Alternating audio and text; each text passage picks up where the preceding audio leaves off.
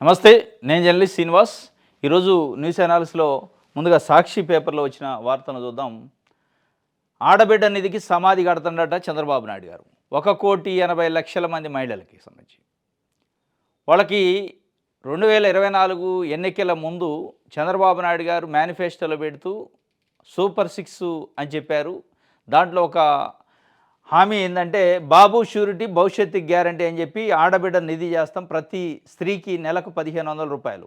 బాబు surety ఇస్తే భవిష్యత్తు guarantee నినాదంతో ఆడబిడ్డ నిధి ద్వారా 18 ఏళ్ళు నిండిన ప్రతి మహిళకు నెలకు 1,500 ఇస్తామంటూ ఎన్నికల సమయంలో కూటమి నాయకులు రాష్ట్ర వ్యాప్తంగా ఇంటింటికి పంచిన కరపత్రం ఇది. ఈ కరపత్రం గురించి మాట్లాడలే, ఉచిత బస్సు ప్రయాణం గురించి కూడా మాట్లాడలే. నిన్న మాట్లాడండి చంద్రబాబు నాయుడు గారు.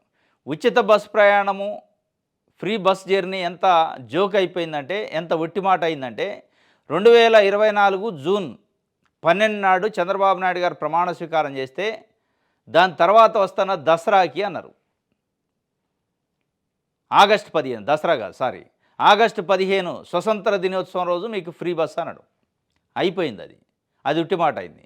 దాని తర్వాత ఏమన్నారు, అది పోయిందిలే, మళ్ళీ దసరా వచ్చింది కదా, దసరాకి ఫ్రీ బస్సు, స్త్రీలకు కానుక అన్నారు. ఆ కానుక పోయింది. దసరా తర్వాత జనవరి 1 అన్నారు, అది పోయింది. దీపావళి అన్నారు, దీపావళి పోయింది. జనవరి 1 పోయింది. సంక్రాంతి పోయింది. ఉగాది కూడా పోయింది. మొన్న మార్చి 30 ఉగాది పోయింది. ఇప్పుడు మళ్ళీ కొత్తగా ఏమొచ్చిందంటే ఆగస్టు 15 నుంచి ఉచిత బస్సు ప్రయాణం మహిళలకు ఇస్తాము. అది దేనికి చెప్పిందంటే దీన్ని సమాజ్ చేయడానికి. మహిళలకి 1,500 రూపాయలు నెలకి ఇస్తా, శ్రీనిధి పెట్టి బాబు గ్యారంటీ ఇస్తే భవిష్యత్తుకు షూరిటీ, బాబు షూరిటీ ఇస్తే భవిష్యత్తు గ్యారంటీ అని చెప్పిండు కదా. ఆ గ్యారంటీకి సమాధి కట్టే కార్యక్రమం స్టార్ట్ చేసి దానికోసం దీన్ని మాఫీ చేయాలంటే అది చెప్పాలా. ఉచిత బస్సు అని చెప్తే ఆగస్టు 15 దాకా ఉచిత బస్సు అన్నాం అనుకో, ఆ కళలలో ఉంటారు, ఇది మర్చిపోతారు. 2019 ఎన్నికల ముందు కూడా ఇదే పని చేసిండు. 2014 ఇచ్చిన హామీలు 2018లో పసుపు కుంకుమ పేరుతో నేను అమలు చేస్తున్న ఓట్లు ఏంటంటే ఒకళ్ళు వేయరు జనాలు ఓట్లు. ఇప్పుడు అదే కథ చేస్తాను. ఇక్కడ కూడా బాబు ఇచ్చిన గ్యారంటీ భవిష్యత్తుకు షూరిటీ ఎట్లయింది, బాబు ఇచ్చిన షూరిటీ భవిష్యత్తుకు గ్యారంటీ ఎట్లయింది, ఈ కరపత్రాలు ఎట్లా పంచారు, ఈ కరపత్రాల సంగతి ఏంది చెప్పకుండా నేను మహిళలకి ఉచిత బస్సు కానుక పండుగ ఎన్ని పండుగలు పోయినాయి. ఆగస్టు 15 2024 పోయింది, దసరా పోయింది, దీపావళి పోయింది, జనవరి 1 పోయింది, సంక్రాంతి పోయింది, ఉగాది పోయింది. 6 పోయినాయి. సూపర్ 6కి 6 వాయిదాలు పోయి ఇప్పుడు 7వ వాయిదా. ఇది మరి ముందు పడిద్దా? ఇది ఉట్టి మాటలేనా? ఈ ఉచిత బస్సు కథ జోకు లెక్క ఉంది, ఇది జబర్దస్తి స్కిట్ లెక్క ఉంది. ఏదో ఒక పండగ ముందుంటే దాని పేరు చెప్పటం, ఏదో ఒక తేదీ ముందుంటే ఒక పేరు చెప్పటం, వస్తుంది అంటాం. దీని గురించి పేపర్లో రాయటం, టీవీలో చర్చలు, డిబేట్లు, అది అయ్యేది లేదు, పోయేది లేదు. ఇప్పుడు ఆగస్టు 15కి ఒక డెడ్ లైన్, మళ్ళీ అది వచ్చిన రోజు మనం చూడాలి. పేదలు సంపాదిస్తున్నారంటూ పూర్తిగా మంగళం పాడేసిన సీఎం చంద్రబాబు. దేనికంటే ఈ మహిళ ఆడబిడ్డ నిధికి. పేదల సంపాదన పెరిగింది కాబట్టి నేను ఇస్తున్నాను 1,500, అబద్ధం, అది అయిపోయింది. ఆ గ్యారంటీకి, ఆ భవిష్యత్తు గ్యారంటీగా ఆల్రెడీ వాళ్ళు సంపాదించుకుంటున్నారు కాబట్టి నేను ఇవ్వాల్సిన అవసరం లేదు అంటున్నాను. ఏం సంపాదించారు, ఎక్కడ సంపాదించారు, మహిళలకు ఏమొచ్చింది ఇంతలోకే? ఈ సంవత్సరంలోనే ఎక్కడ సంపాదించారు, ఎక్కడ కోటీశ్వరులు అయ్యారు. వాళ్ళకి వస్తానన్న అమ్మఒడి రాకపోయి, ఇస్తానన్న అమ్మఒడి ఇయ్యపాయి, దాన్నే మీరు ఇంకొకటి ఏదో తల్లికి వందనం అంటారు. వాళ్ళకి ఇస్తానన్న రైతు భరోసా ఇయ్యారైతే రైతులలో మహిళలు కూడా ఉంటారు.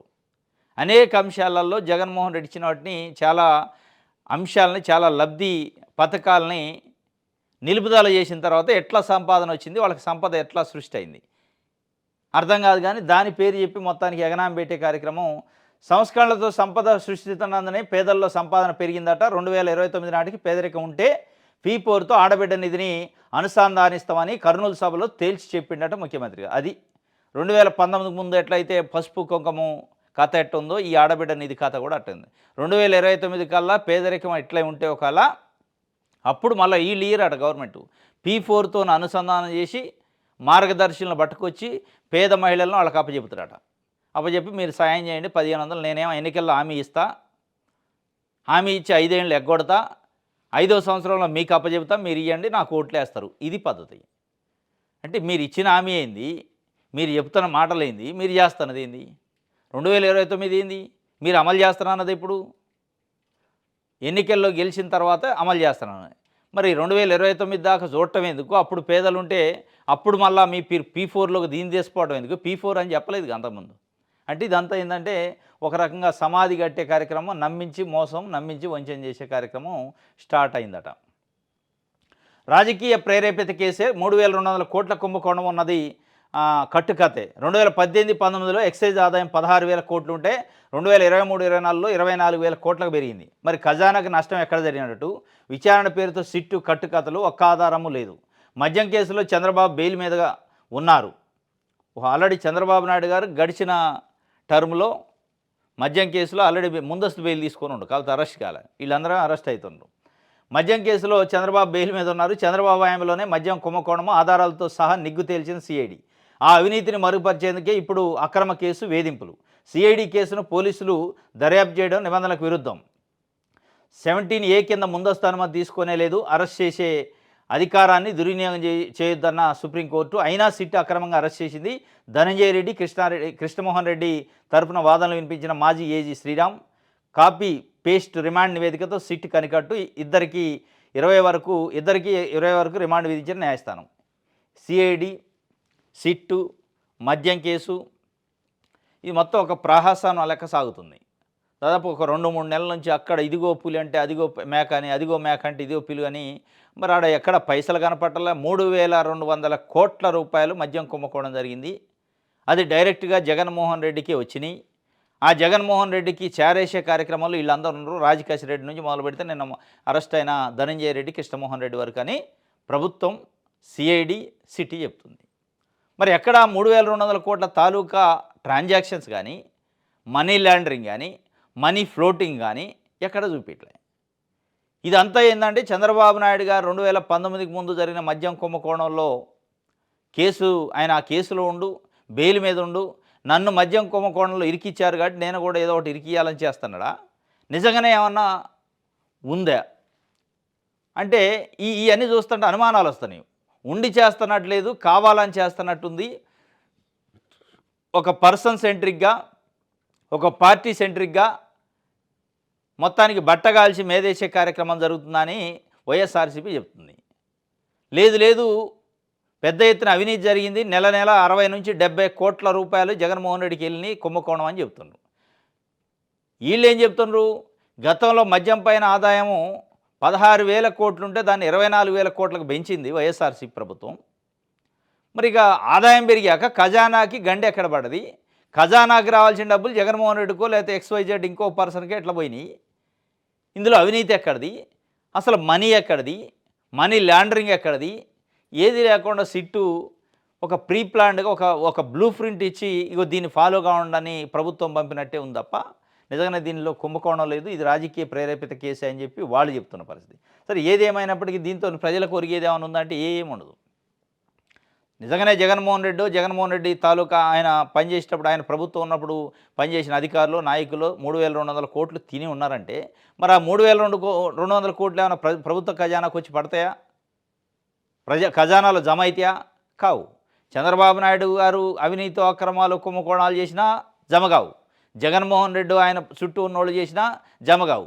జమ కానప్పుడు దీని గురించి పేపర్లలో, టీవీలలో చర్చలు, దానిపైన మళ్ళీ ఇన్వెస్టిగేషన్లు, దానిపైన ఆఫీసర్లు, దానికి జీతాలు, ఇదంతా ఉట్టి దండగ ముచ్చట అనమాట.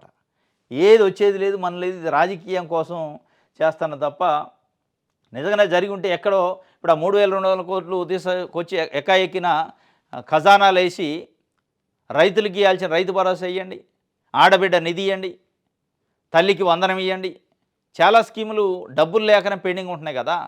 జీతాలు ఇవ్వలేని పరిస్థితి ఉందని చంద్రబాబు నాయుడు గారు చెప్తుండు కదా.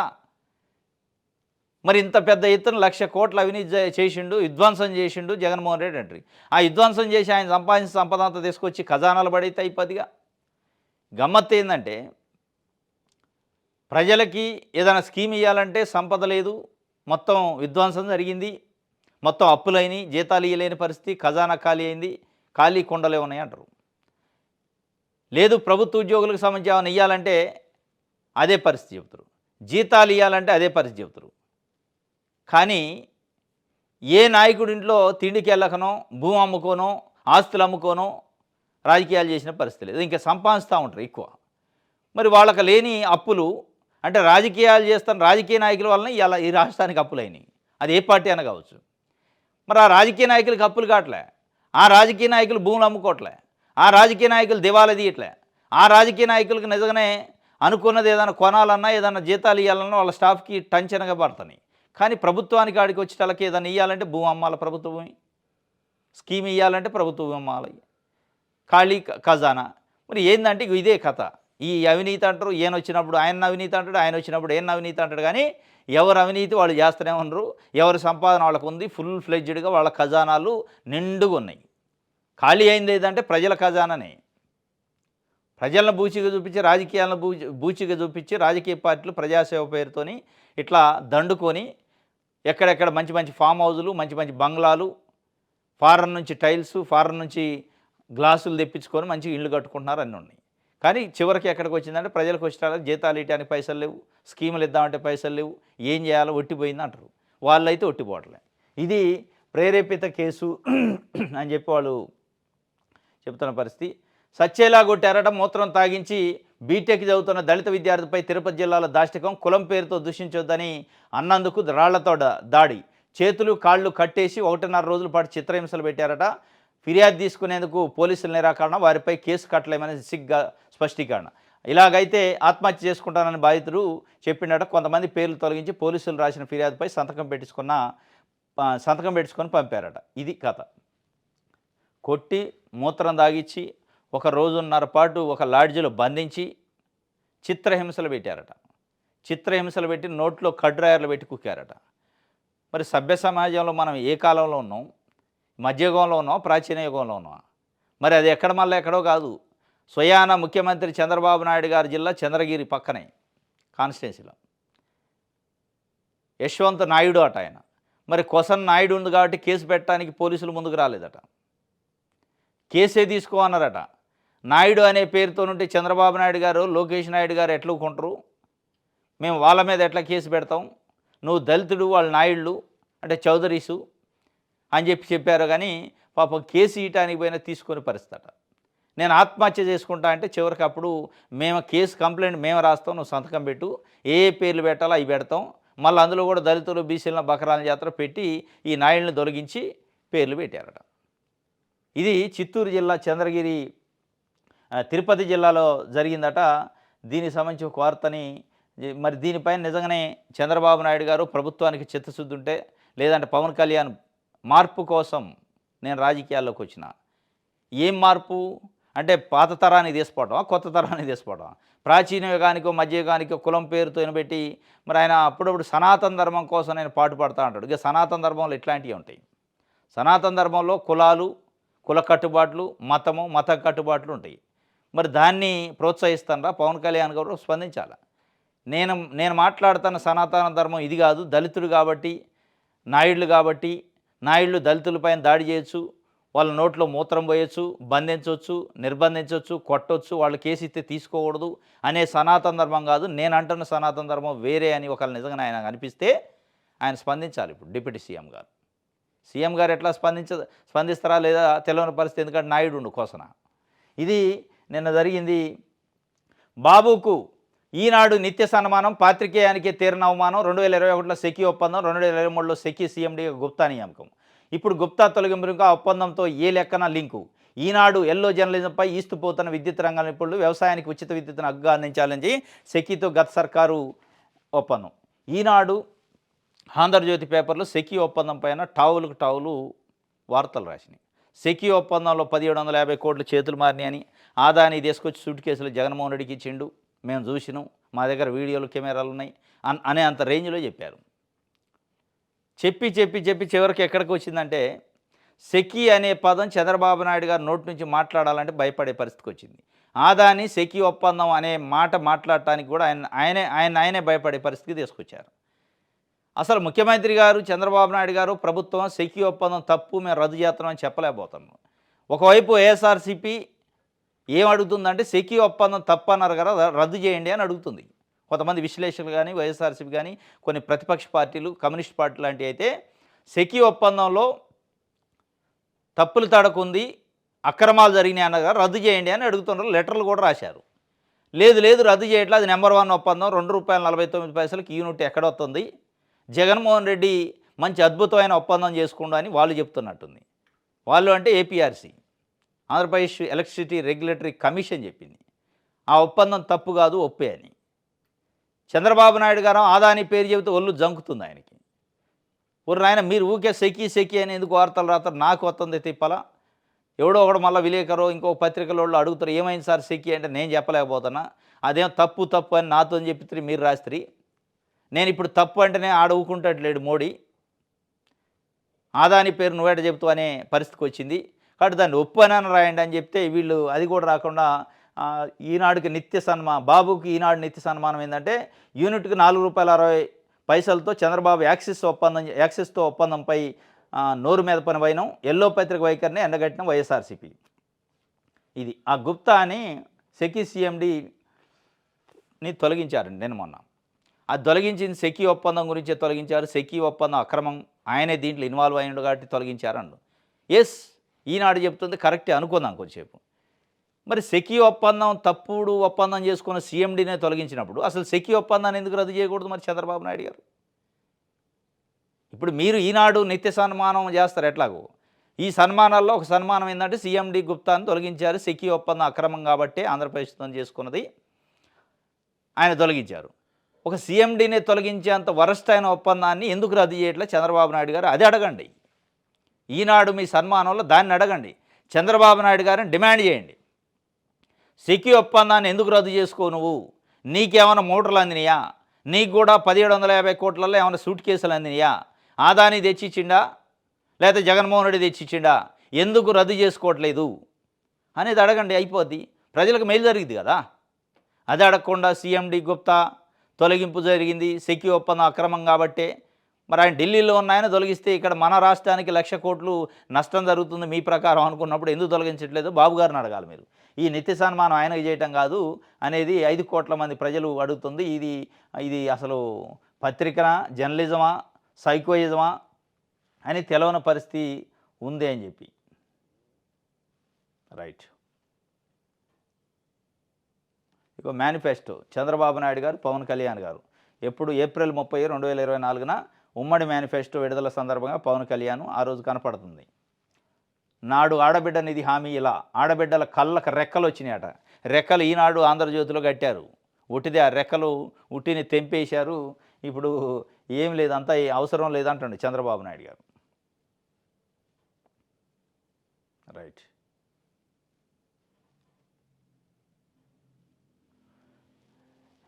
ఆంధ్రజ్యోతి చూద్దాం. మహిళలకు 15 ఆగస్టు కానుక. ఈ కానుక ఇప్పుడు 2024 15 ఆగస్టు నుంచి వస్తుంది. నేను కానుక అని రాసిండు.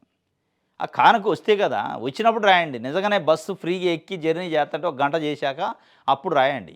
ఈ కానుక అయిపోయింది, మహిళలకు అభయం వచ్చింది, కానుకలు వచ్చినాయి. ఏం కానుకలు వచ్చినాయి? వచ్చి ఉంటే వాళ్ళ ఇళ్లలో మహిళలకు వచ్చినాయి, వాళ్ళ ఆస్తులు పెరిగినాయి. హెరిటేజ్కి 500 కోట్ల రూపాయల లాభం వచ్చింది. హెరిటేజు ఎవరిదంటే చంద్రబాబు నాయుడు గారు సతీమణి. చంద్రబాబు నాయుడు గారు గవర్నమెంట్ వచ్చిందో లేదో 500 కోట్ల రూపాయలు లాభాలు వచ్చినాయి. వాళ్ళకు వచ్చినాయి కానుకలు. పేదోళ్ళకి ఏమి వచ్చినాయి పాపం? ఎందుకు రాస్తారు ఈ కానుకల గురించి? ఈ కొత్త కానుక ఇదేమన్నా 2024 జూన్ 12 నుంచి ఇప్పటిదాకా కానుకలు చూస్తూనే ఉంటే 6 సార్లు కానుకలు ఇచ్చారు. మరి ఆ కానుక కళ్ళకు కనపడిన కానుక ఎన్నిసార్లు ఇస్తారు? 6 సార్లు, ఒకసారి కాదు, 2 సార్లు కాదు. ఇచ్చి వాళ్ళకే ముఖం మోదింది. ఇది అయ్యేది కాదు, పోయేది కాదు, ఉట్టిన పేపర్లో రాస్తారా నాయన, మనం ఎక్కే బస్సు కాదు, మనం దిగే బస్సు కాదు. ఆంధ్రజ్యోతిడు రాస్తాడు కానుకని, ఆడ కానుక లేదు, మన కళ్ళకు కనపడ్డది లేదు, పోవలేదని.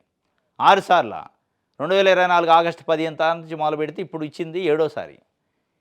కానుక అనేటోడు ఎవడన్నా ఒకసారి ఇస్తారు, పదే ఇచ్చుకుంటూ పోతారా? అంటే ఇచ్చే కానుక నిజంగానే నిజమైన కానుక అయితే ఇన్నిసార్లు ఉండదు. ఈ ఒట్టి కానుకలు ఉచిత కానుకలు అన్నమాట. ఏపీకి మీ ఆశీస్సులు అందించండి, ప్రధాని మోదీకి మంత్రి లోకేష్ వినతి. నిరంతరం అండగా ఉన్నందుకు కృతజ్ఞతలు. కుటుంబంతో కలిసి మోదీ నివాసానికి 2 గంటల సమావేశం. బ్రాహ్మణి దేవాంశుకు ప్రధాని ఆశీస్సులు. యువగళం కాఫీ టేబుల్ బుక్ ఆవిష్కరణ. దేవాంశ్తో ముచ్చట్లు, కానుకగా చాక్లెట్లు. ఏపీకి మీ ఆశీస్సులు అందించండి అని ఆంధ్రజ్యోతి రాసింది. కానీ అక్కడ మిగతా పేపర్లలో కొన్నిట్లలో నాకు మీ ఆశీస్సులు అందించండి అని ఆయన అడిగినట్టే ఉంది ఆడ.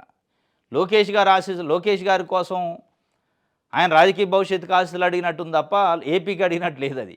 ఏపీకి అడిగితే ఒక లెటర్ రిలీజ్ చేస్తారు. ఇగో నేను ఇది అడిగినా, పోలవరం గురించి అడిగినా, అమరావతి గురించి అడిగినా, విశాఖ స్టీల్ ఫ్యాక్టరీ ప్రైవేటీకరణ కాకుండా ఆపండి అని అడిగినా, వెనకబడిన జిల్లాలకి డబ్బులు ఇయ్యండి అని అడిగినా, ఏమన్నా అడుగుతారేమంటే అయ్యి అడగలే.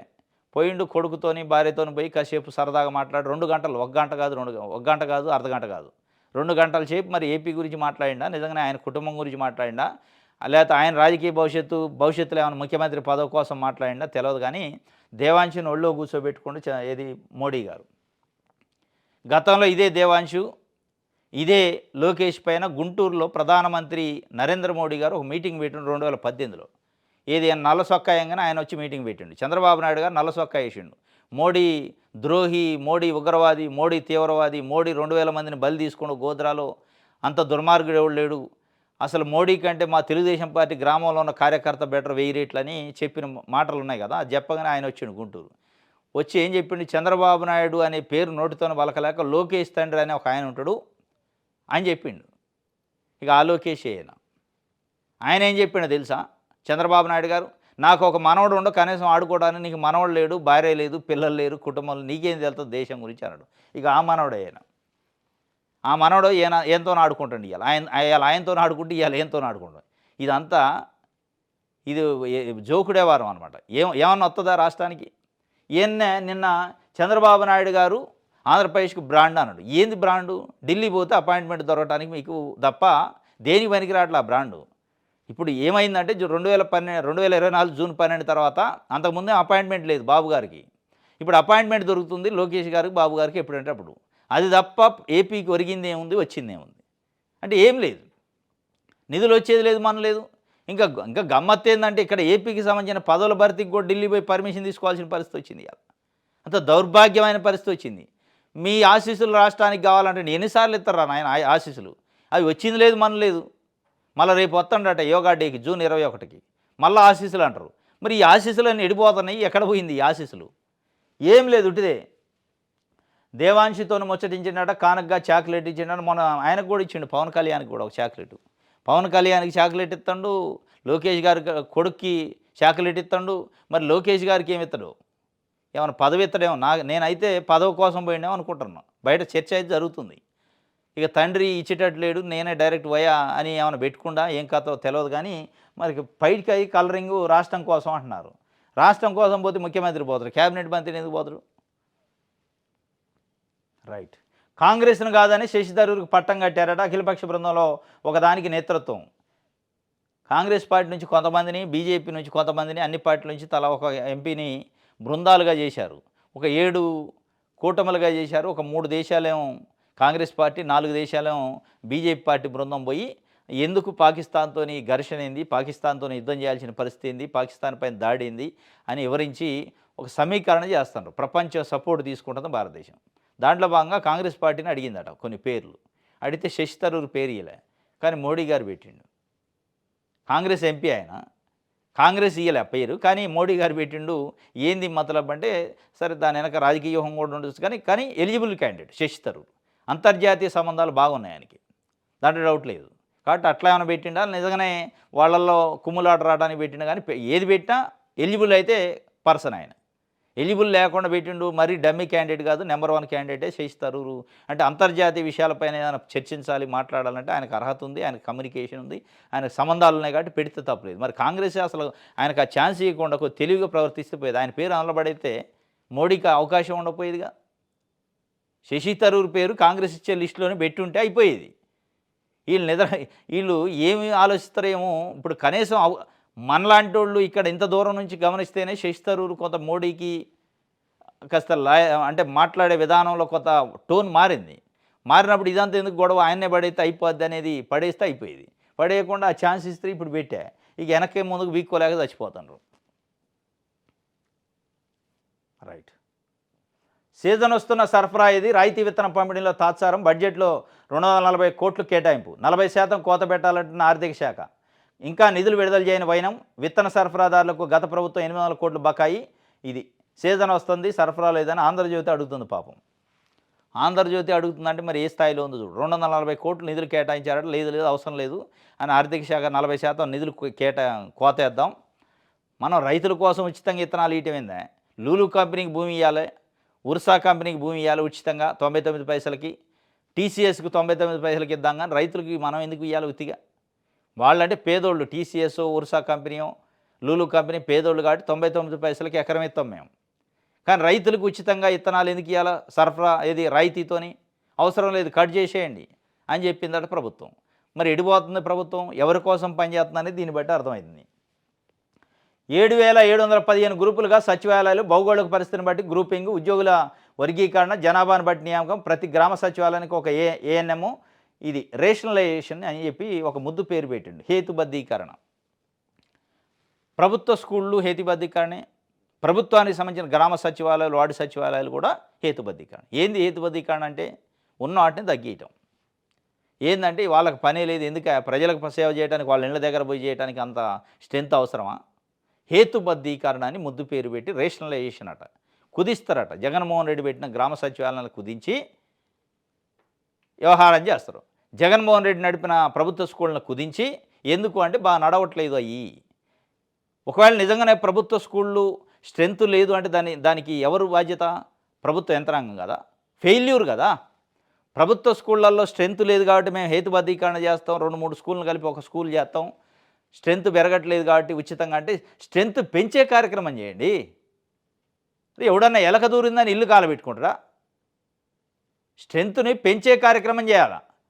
స్ట్రెంత్ తగ్గడానికి కారణం ఏంది? ప్రభుత్వ విధానాలు. ప్రైవేట్ స్కూళ్ళని ఎంకరేజ్ చేస్తున్నారు, కావాలని ప్రైవేటు వైపు పిల్లల్ని పోయే కార్యక్రమం నారాయణ శ్రీ చైతన్యాన్ని స్ట్రెంథెన్ చేస్తున్నారు. దానికోసం మీరు హేతుబద్ధీకరణ చేస్తారు. అదే పెట్టుబడిదారులు, పారిశ్రామికవేత్తలు, బడాబాబులు, పెత్తందారులు వస్తేనేమో వాళ్ళకి అవసరమైతే వాడు దివాలా తీసిన కంపెనీ అయినా కానీ వాడిని మంచి బూస్టింగ్ ఇచ్చి తీసుకొచ్చి కంపెనీలు పెట్టిస్తారు, భూములు, కరెంటు, నీళ్ళు ఇచ్చి. ఇక్కడ ప్రభుత్వానికి సంబంధించిన స్కూళ్ళని స్ట్రెంథెన్ చేయకూడదా? ప్రభుత్వానికి సంబంధించిన సచివాలయాన్ని స్ట్రెంథెన్ చేయకూడదా?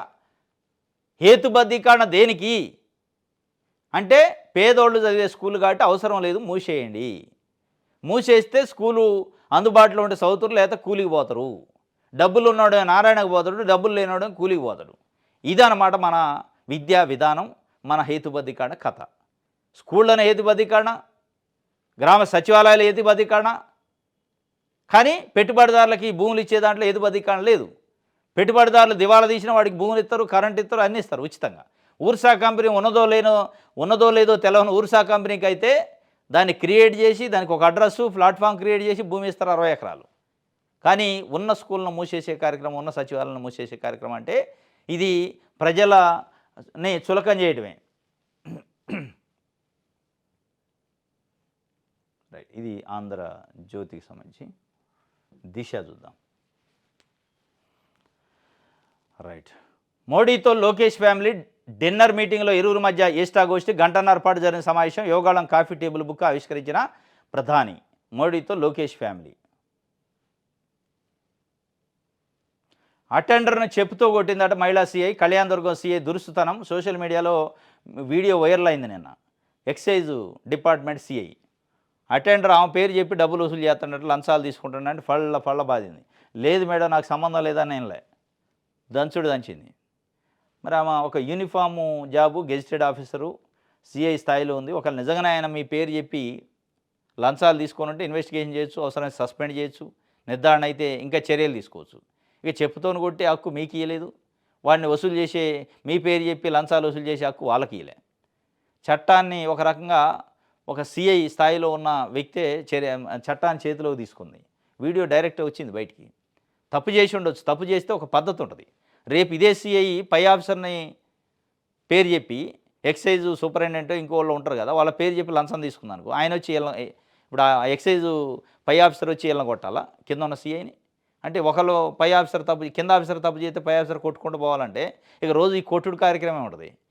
మీడియాలో ఈ వీడియోలు తప్ప వేరే ఉండవు నిజంగానే అట్లా చేయాలంటే. ఇది ఆమె కొట్టిన దానికి సంబంధించి. పోలవరంపై కేంద్రానికి సవతి తల్లి ప్రేమే, బౌళార్ధర్ సాధక ప్రాజెక్టుని బ్యారేజ్గా మార్చారు, జీవనాడి వంటి ప్రాజెక్టులో జీవం తీసేసి జీరో చేశారు. పీసీసీ చీఫ్ షర్మిల మండిపడ్డారు. పోలవరం పైన కేంద్రానికి సవతి తల్లి ప్రేమే ఉందట. అది ఒక పెద్ద ప్రాజెక్ట్ అయితే దాన్ని బ్యారేజ్ చేశారు, ఎత్తు తగ్గించారు 45 మీటర్ల నుంచి 41 మీటర్కి. మోడీకి కేంద్రానికి సౌత్ తల్లి ప్రేమ ఉంది. మరి చంద్రబాబు నాయుడు గారికి ఏముంది? మోడీకి కేంద్రానికి చౌత్ తల్లి ప్రేమ ఉంటే చంద్రబాబు నాయుడు గారి వేసిన పిల్లర్ పైన నిలబడి ఉంది ఇలా కేంద్రంలో ఉన్న మోడీ ప్రభుత్వం. మరి ఆయన్ని ఎందుకు టార్గెట్ చేయట్లా? షర్మిల గారు ఎందుకు మాట్లాడరు? చంద్రబాబు నాయుడు గారు నిజంగానే కన్ను తెరిస్తే మోడీ ఉంటాడా? ఇంటికి పోతారు. గుజరాత్ పోవాలి ఆయన. ఇంటికి పోయి సొంత ఇల్లు నుంచి చూసుకొని లేదా కిరాయికి తీసుకొని ఉండాలి, సబ్సిడీ చేయకుండా. లేదు నువ్వు 45 నుంచి 41 ఎట్ట తగ్గిస్తావు, నువ్వు తగ్గిస్తానంటే నేను కూడా నా సంఖ్య తగ్గించి బయటకు వస్తా అని చెప్పొచ్చు కదా, చెప్పడు.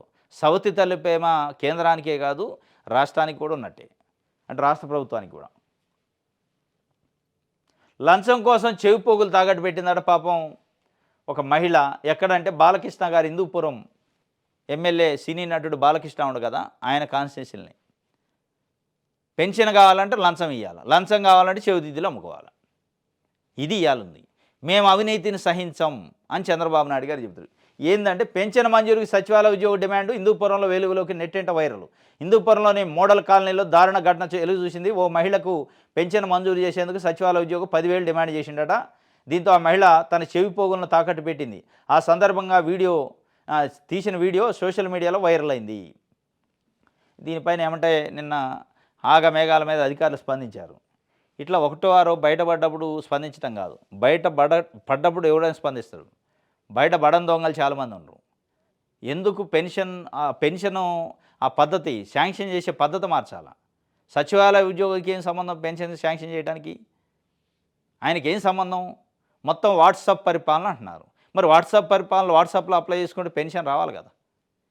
అది పెట్టకుండా మళ్ళీ వాట్సాప్ పరిపాలన ఒకవైపు పెడతారు, ఇంకొక వైపు డబ్బులు పరిపాలన పెడుతుంటారు. అది తీసేయాలి ఫస్ట్. ఏదో ఒక ఆయన తప్పు చేయగానే దొరికిండు కాడు సస్పెండ్ చేస్తే కాదు. మీ వాట్సాప్ పరిపాలన, మీ ఈ గవర్నెన్స్ ఏమైంది? ఆన్లైన్లో ఇంట్లో కూర్చొని పెన్షనర్ అప్లై చేస్తే పెన్షన్ వచ్చే పరిస్థితి ఉండాలి ఎంక్వైరీ చేసి. మరి ఈ డబ్బులు కథ ఏంది అంటే పాపం చెవిదిద్దులు అమ్ముకొని తాకట్టు పెట్టి మరీ తెచ్చి డబ్బులు ఇస్తేనే నేను శాంక్షన్ చేస్తా అంటే తెచ్చిండట.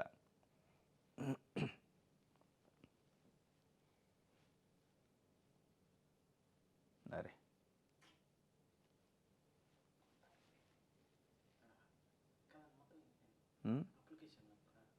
వచ్చిందిగా.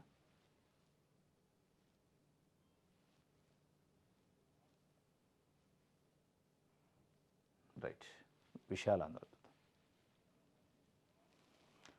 పాక్పై దౌత్యం 22 దేశాలకు 7 ప్రతినిధి బృందాలు పోతున్నాయంటే 4ంటికేమో ఎన్డీఏ కూటమి, 3ంటికి ఇండియా నాయకత్వం. ఉగ్రవాదంపై వైఖరి స్పష్టీకరణే ఉద్దేశం. ఓ బృందం సారథిగా శశి థరూర్ ఎంపిక. కాంగ్రెస్ ప్రతిపాదించిన ఎంపీకి చోటుపై వివాదం. 22 దేశాలకు పోతారట 7 ప్రతినిధి బృందాలు. అంటే ఒక్కొక్క బృందం 3 కంట్రీస్ తిరిగిద్దట.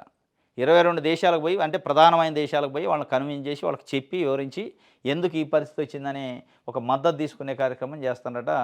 ఇది ఒక దాంట్లో శశి థరూర్ని ఒక బృందానికి పెట్టారట. కాంగ్రెస్ పార్టీ ఎంపీ ఆయన. కాంగ్రెస్ పార్టీ ప్రపోజ్ చేయలే, కానీ మోడీ చేసిండు. ఇందులో ట్విస్ట్ ఉందన్నమాట. రైట్, ఇది విషయాలు అందరికి సంబంధించి. రైట్, ఈనాడు చూద్దాం.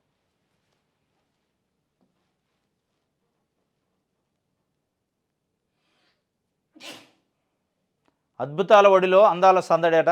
రామోజీ ఫిలిం సిటీ ప్రధాన ద్వారం వద్ద 108 దేశాల సుందరిమాలతో రామోజీ గ్రూప్ సంస్థల CMD CH Kiran, film city managing director Vijayeshwari. Telangana ప్రభుత్వం ఎట్లుందంటే ప్రైవేట్ కంపెనీలకు ప్రమోషన్ ఇస్తుంది వాళ్ళని పట్టుకొచ్చి. అందాల పోటీల పేరుతోని 29 దేశాల నుంచి ఏమి వచ్చారు, వాళ్ళని తీసుకొచ్చి ఏఐజీ హాస్పిటల్ తీసిపోయారు. ఏఐజీ హాస్పిటల్ ఏంది ప్రభుత్వాన్ని, అక్కడ తీసిపోయి అక్కడ ఏదో పేషెంట్లు పరామర్శించి. ఎందుకు ఏఐజీ హాస్పిటల్ ఈ రాష్ట్రంలో అది ఒకటే ఉందా? ఏం దాని అనుకున్న మతలబు? దానికి ప్రమోషన్ ఏంటిపోయింది? అది అయిందో కాలేదో రామోజీ ఫిలిం సిటీ దగ్గర తీసిపోయారు. రామోజీ ఫిలిం సిటీ ఏంది, ప్రైవేట్దా ప్రభుత్వందా? వాళ్ళని ఉచిత సర్వీస్ చేస్తారా? రామోజీ ఫిలిం సిటీ ఆ గేట్లోకి ఎంటర్ కావాలంటే 1,600 రూపాయలు టికెట్ తీసుకోవాలి. ఉట్టిగా ఉండదు అది. చిన్నపిల్లలను పట్టకపోయినా 1,600 పే చేయాలి.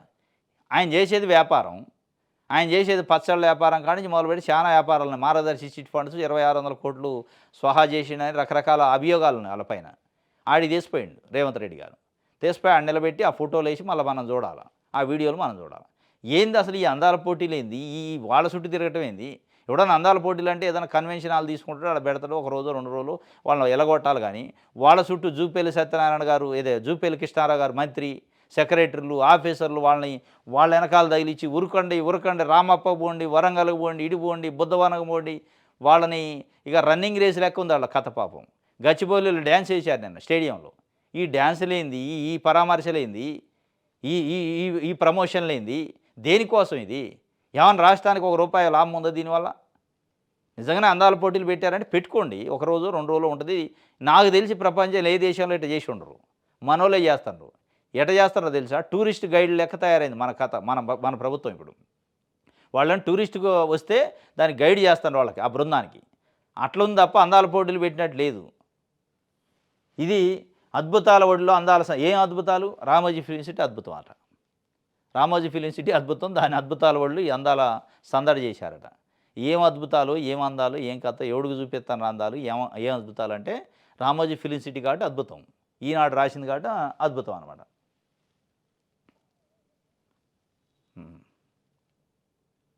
రైట్. ఇగో ప్రధాని మోదీతో లోకేష్ భేటీ. ఈ బొమ్మ వేశారు. ఈనాడికి వార్తలు దొరకలే పాపం. పంటలు కొనుగోలు చేయక రోడ్ల మీద తకమెకయి జనాలు వరదలు వచ్చి వర్షాలు వచ్చి గిలగిల కొట్టుకుంటుంటే దాని గురించి వార్త లేదు. కానీ ఏముందంటే లోకేష్ గారి నుంచి వార్త. అందాల ఒడిలో ఏంది, అద్భుతాల ఒడిలో అందాల సందడి. ఎవనికి సంబంధించింది ఇది? ఏ ప్రజలకు ఉపయోగం? ఇది అర్థం కాని పరిస్థితి. ఇది ఒక వార్త. ఇది ఈరోజు న్యూస్ ఛానల్స్. రేపు తాజా వార్తలతోని తిరిగి కలుసుకుందాం. Thank you.